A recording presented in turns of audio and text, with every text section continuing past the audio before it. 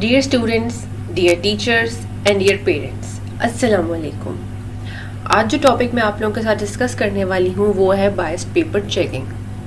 Biased paper checking बहुत ही controversial topic है। बहुत ज़्यादा लोग इसके बारे में कंसर्न रहते हैं। स्टूडेंट्स परेशान होते हैं कि हमारा पेपर सही एग्जामिनर के पास नहीं गया, उसका मूड ख़राब था इसलिए उसने हमें अच्छे नंबर नहीं दिए। पेरेंट्स भी परेशान होते हैं कि हमारे बच्चा तो दिन रात पढ़ता था, इसकी बहुत अच्छी तैयारी थी, फिर भी इसके अच्छे नंबर ना आ सके।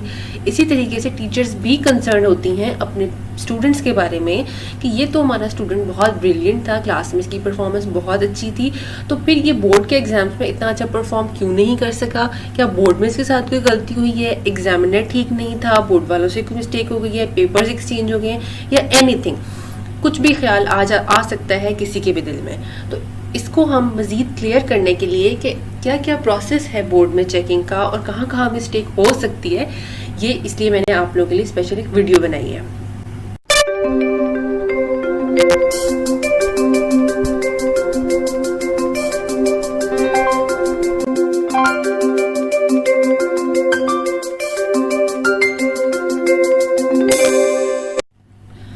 हाँ जी, तो इनसाइड एग्जामिनेशन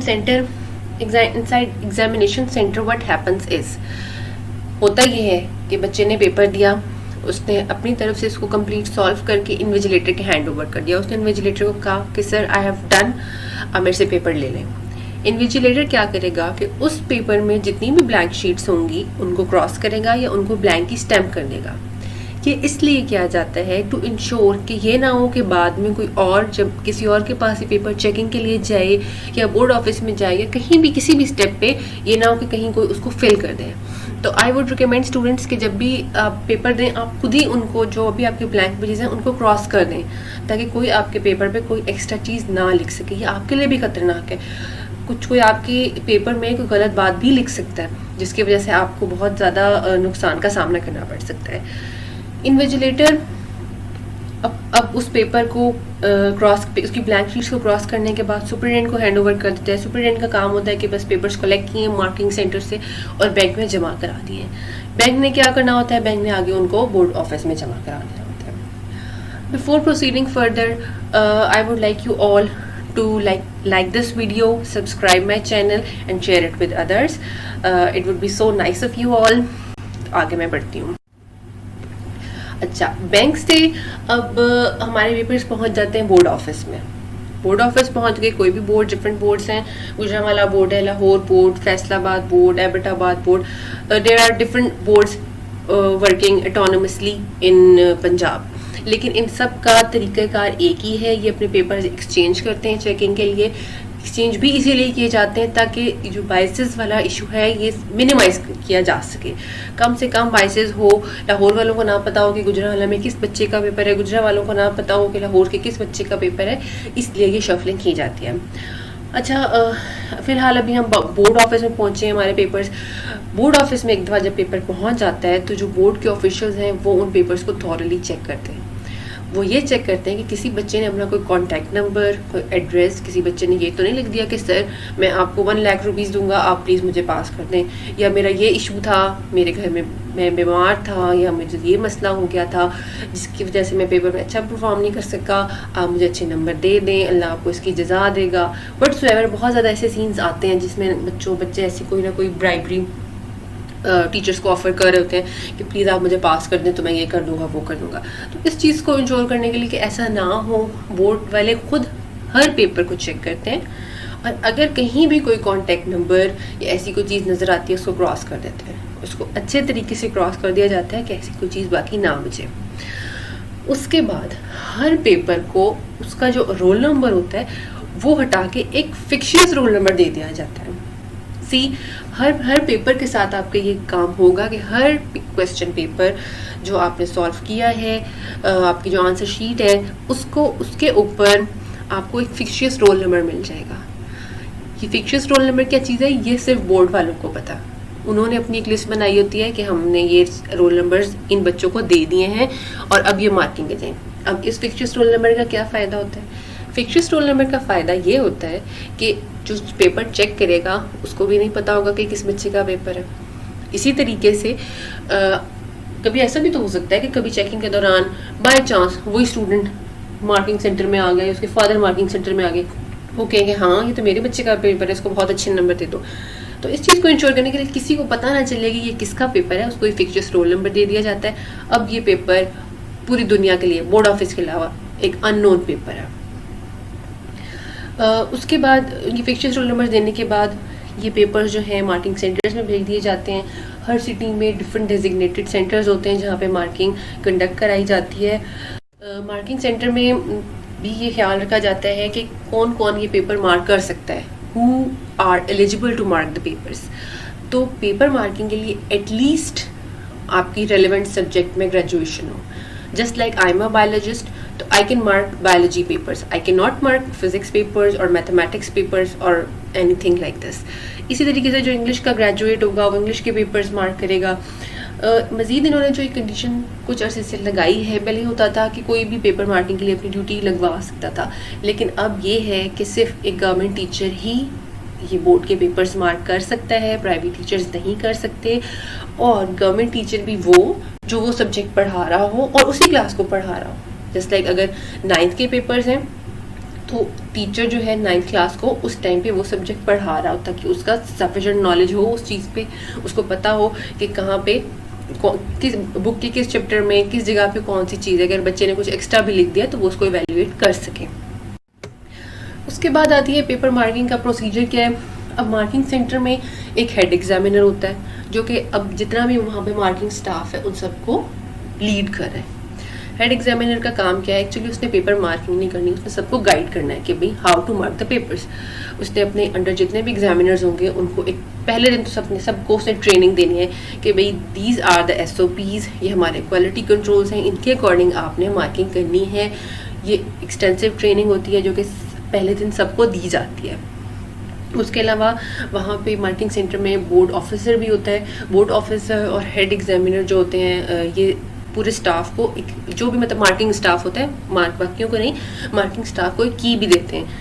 की में ये होता है कि हर क्वेश्चन का आंसर, MCQs के तो क्लियर कट आंसर्स होते हैं, शॉर्ट क्वेश्चंस के भी लिखा होता है कि भाई इसमें अगर बच्चे ने सिर्फ ये पॉइंट्स लिख दिए हैं तो इसको नंबर दे देने हैं, 2 पॉइंट लिखे हैं 2 नंबर दे देने हैं, 1 पॉइंट लिखा है 1 नंबर। एक बात उसमें बताई गई होती है, तो जो भी चेक करेगा वो उसकी को फॉलो करेगा, उसको रूब्रिक्स भी कहते हैं। उसके अलावा जो लॉन्ग क्वेश्चन होते हैं उनकी भी एक चीज़ बता दी गई होती है, जैसे कि अगर किसी चीज़ की प्रॉपर्टीज़ हैं तो अगर इस बच्चे ने 4 प्रॉपर्टीज़ लिख दी हैं तो इसको 4 नंबर देने हैं। किसी चीज़ के यूजेस हैं, यूजेस जितने भी हैं अगर इसने 2 लिख दिए 4 लिख दिए, हर चीज़ बताई गई होती है कि 2 लिखे हैं तो इतने नंबर देने हैं, 4 अगर उसने लिख दिए हैं यूजेस तो उसको इतने नंबर देने हैं। तो वो की या रूब्रिक वो ही हर बंदे ने फॉलो करनी होती है, कोई अपनी तरफ से लूज मार्किंग या बहुत टाइट मार्किंग नहीं कर सकता। अच्छा, अब होता ये है कि जो एग्जामिनर है उसके पास पेपर्स आए होते हैं बंडल्स की फॉर्म में, थैलों की फॉर्म में वो पैक होके गए होते हैं बोर्ड ऑफिस से हेड एग्जामिनर के पास। अब हेड एग्जामिनर ने उनको खोल के डिस्ट्रीब्यूट कर दिया एग्जामिनर्स को। एग्जामिनर क्या करेगा, सबसे पहले उसका क्या होगा कि वो जो पेपर्स मार्क करना स्टार्ट करेगा, अपने पहले 10 पेपर्स को चेक करके अपने हेड एग्जामिनर को चेक कराएगा। इसको कहते हैं टेस्ट इंस्टॉलमेंट। ऐसा क्यों किया जाता है, ताकि हेड एग्जामिनर या जो भी बोर्ड ऑफिशियल वहाँ पे मौजूद है वो ये चीज़ चेक कर लें कि आया इस बंदे को सही मार्किंग आती है, इसकी अपनी कंटेंट पे कमांड है, कि ऐसा तो नहीं है कि बच्चों ने सही लिखा हुआ है उनको फेल कर रहा है या उन्होंने सही नहीं लिखा हुआ उनको बहुत ज़्यादा नंबर देते जा रहा है। एक दफ़ा आपकी टेस्ट इंस्टॉलमेंट क्लियर हो जाती है उसके बाद आप आगे बढ़ सकते हैं। अगर आपकी टेस्ट इंस्टॉलमेंट उनकी क्वालिटी कंट्रोल के स्टैंडर्ड्स के अकॉर्डिंग नहीं होती तो आपकी ड्यूटी कैंसिल भी हो जाती है जो एग्जामिनर्स होते हैं। अदरवाइज वो फिर उसको अगर तो वो सही है फिर इसको कंटिन्यू कर पाते हैं। अब पेपर मार्किंग में क्या है, एक जो भी एग्जामिनर जिसने पेपर्स चेक किए एक पूरा बंडल चेक किया है, उस बंडल को हालांकि उसकी टेस्ट इंस्टॉलमेंट क्लियर हो गई है लेकिन उसके बाद भी जो बंडल वो चेक करेगा उसमें से 20% पेपर्स, अगर उसमें 100 पेपर्स थे किसी बंडल में तो उसमें से 20 पेपर हेड एग्जामिनर ने रीचेक करने हैं, थॉरली रीचेक करने हैं, हर क्वेश्चन के नंबर देखने हैं कि ये सही मार्किंग कर रहा है या नहीं। हर स्टेप पे ये इन्होंने ये बनाए हुए हैं रीचेकिंग के, ताकि कहीं पे भी बाइसेस का कोई चांस ना रह जाए। अब जो एग्जामिनर है एक दफ़ा जब उसका हेड एग्जामिनर उसको क्लियर कर देता है कि भाई तुमने सही पेपर चेक कर लिए, 20% भी तुम्हारे सही हैं, उसके बाद जो एग्जामिनर है वो उस बंडल को, क्लियर बंडल को एसओ को दे देता है। एसओ भी वहाँ पे ही मौजूद होता है मार्किंग सेंटर में। एसओ भी अब दोबारा क्या करेगा, उसको थॉरली चेक करेगा, काउंटिंग मिस्टेक्स, कोई भी ओवर अटैम्प्ट के, कहीं बच्चे ने क्वेश्चन ओवर अटैम्प्ट किया हुआ था उसको इसने एक्स्ट्रा मार्क्स दे दिए हैं, कहीं कोई ऐसा क्वेश्चन तो नहीं रह गया जो कि अनमार्क्ड रह गया, जो कि बच्चे ने किया था उसको मार्क्स नहीं मिल सके, या इस तरह की कोई भी मिस्टेक थी, या पोस्टिंग मिस्टेक ही होती है कि अंदर तो एग्जामिनर ने बच्चे को नंबर लगा दिए, लेकिन जो मेन पेज है जहाँ पे नंबर लिखने थे वहाँ पे नहीं लिखे। तो ऐसी अगर कोई पोस्टिंग मिस्टेक है या कोई भी मिस्टेक है वो उस एसओ ने चेक करनी है। अब अगर एसओ को ऐसी कोई मिस्टेक मिली है पेपर्स में तो वो एग्जामिनर को दोबारा देगा, एग्जामिनर दोबारा उसको रिक्लियर करेगा और फिर उसकी थोड़ी खुलासी होगी। अब बात आती है कि काफ़ी दफ़ा पेपर चेक हो गया, रीचेक हो गया, चेक रीचेक, ये होते होते अब बात आ गई वार्ड लिस्ट की कि अब जितने भी नंबर बच्चे ने हासिल किए हैं उनको वार्ड लिस्ट पे उतारना है। अब गलती का चांस तो यहाँ पे भी है, ऐसा हो सकता है, एन मुमकिन है कि वहाँ से उतारते हुए किसी के बच्चे के नंबर लेट से 60 थे तो 50 उतर के गलती से बेध्यानी में कोई आपका अटेंशन डाइवर्ट हो ही जाती है।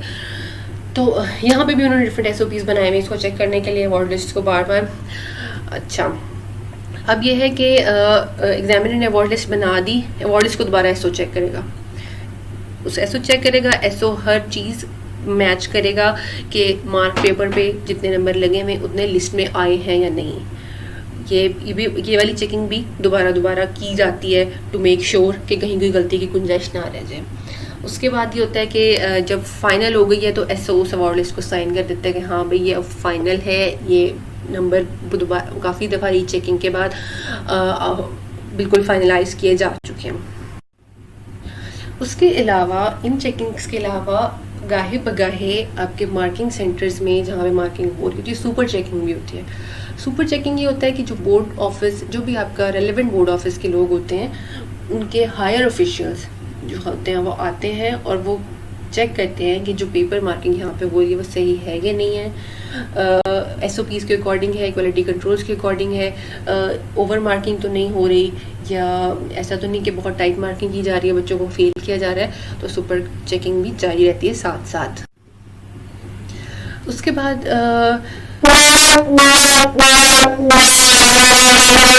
वायलेशन ऑफ रूल्स, कि अगर किसी ने रूल्स को वायलेट किया है, उसके अकॉर्डिंग पेपर्स नहीं चेक किए तो उसको क्या सज़ा मिलेगी। अगर किसी भी एग्जामिनर, हेड एग्जामिनर, एसओ कोई छोटी मोटी गलती निकल जाती है तो उसकी जो भी पेमेंट उसको मिल रही होती है इस काम की वो उसमें से अच्छी खासी डिडक्शन हो जाती है। और अगर किसी की बहुत ज़्यादा ही मिस्टेक्स निकलती जा रही होती हैं तो उसको बोर्ड ऑफिस 5 साल के लिए खुद से डिसकंटिन्यू कर देता है। वो 5 साल के लिए कोई ड्यूटी परफॉर्म नहीं कर सकता, वो आ नहीं सकता और उसको बहुत ज़्यादा पेनल्टी पे करना पड़ती है। So this was all about how paper checking is being conducted in different boards.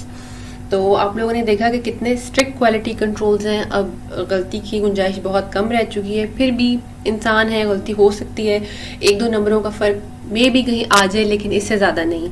इसीलिए मैंने देखा है कि काफ़ी लोग, काफ़ी स्टूडेंट्स काफ़ी हैवी फ़ी पे करते हैं अपने पेपर्स रीचेक कराने के लिए कि मैंने तो ऐसे किया था, मेरे तो 10 नंबर बढ़ेंगे, मेरे 5 नंबर बढ़ेंगे, लेकिन ऐसा नहीं होता। अव्वल तो नंबर बढ़ते नहीं हैं, अगर किसी के बढ़ भी जाते हैं तो हार्डली 1 या 2, इससे ज़्यादा नहीं। तो keep working hard, hardness is the key to success. आप इंशाल्लाह कामयाब होंगे। Best of luck for your future. Before going to end, please like this video, subscribe my channel and share it with others.